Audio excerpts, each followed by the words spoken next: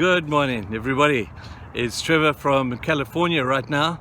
It's a very cool morning here, and I'm hoping to get some devotional stuff done for you for the rest of this week.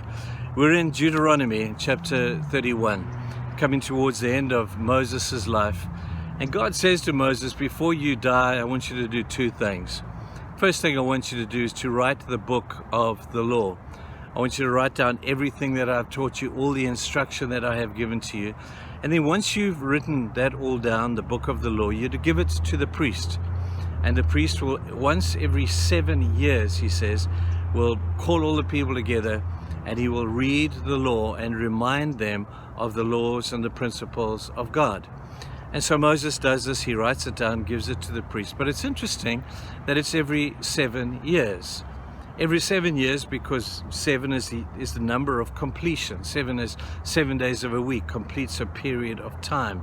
Every 7 days, we end one week, we begin another, and we celebrate a Sabbath time at the end of every one and the beginning of the next one.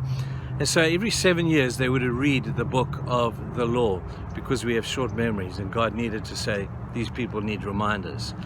Then he said to Moses, he said, I want you to do a second thing. I'd like you to write a song.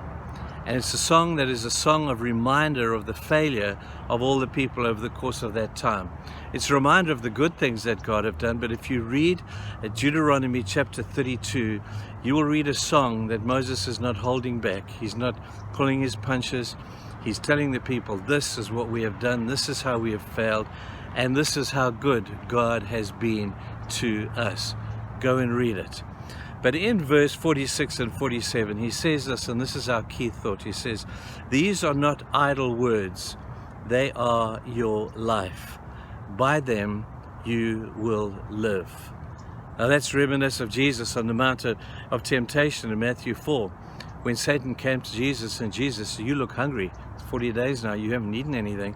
Why don't you, if you are God, turn these rocks into bread? And Jesus came with a similar thing to say to Satan, it's not by bread alone that you will live, but by every word that comes from the mouth of God.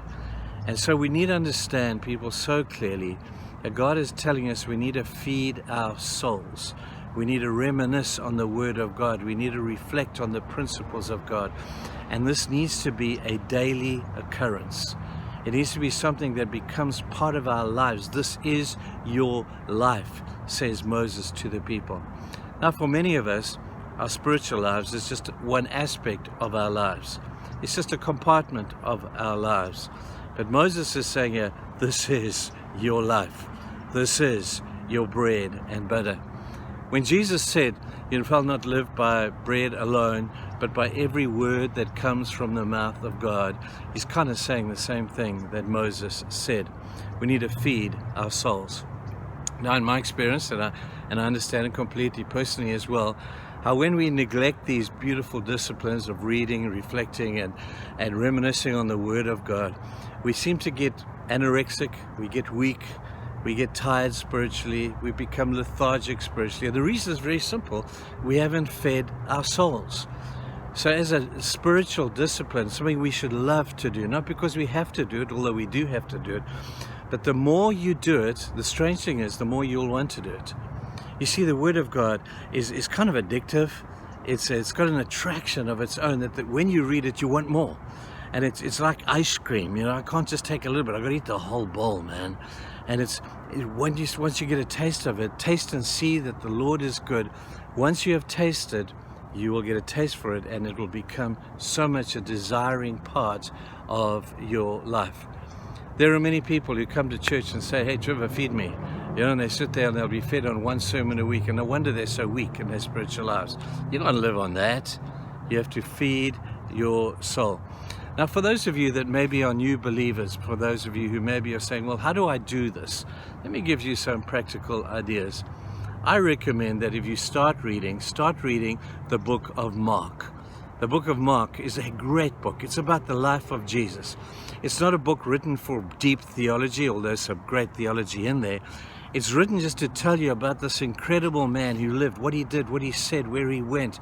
And it's really the words of Peter, the disciple of Jesus, written through the author of the scribe Mark. And he's just describing the life of Jesus. It's fast moving, it's full of action.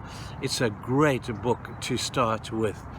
When you finish the book of Mark, that should take you a day or two, then get into maybe one of the other Gospels, and then maybe go from the Gospels into maybe the Psalms. Those are beautiful readings of just encouragement, and they will feed your soul and you'll deepen your understanding of who God is. And then if you want to learn some practical stuff about practical living, then obviously the Proverbs written by Solomon and others are great ways of being able to feed your soul in the practical issues of life. God has given us that book, people. We need to eat it. We need to devour it. We need to read it and may it become part of our lives, because as Moses said, this is your life. Let's make sure we do that, guys. Have a great day. I hope you're all doing well. Bye.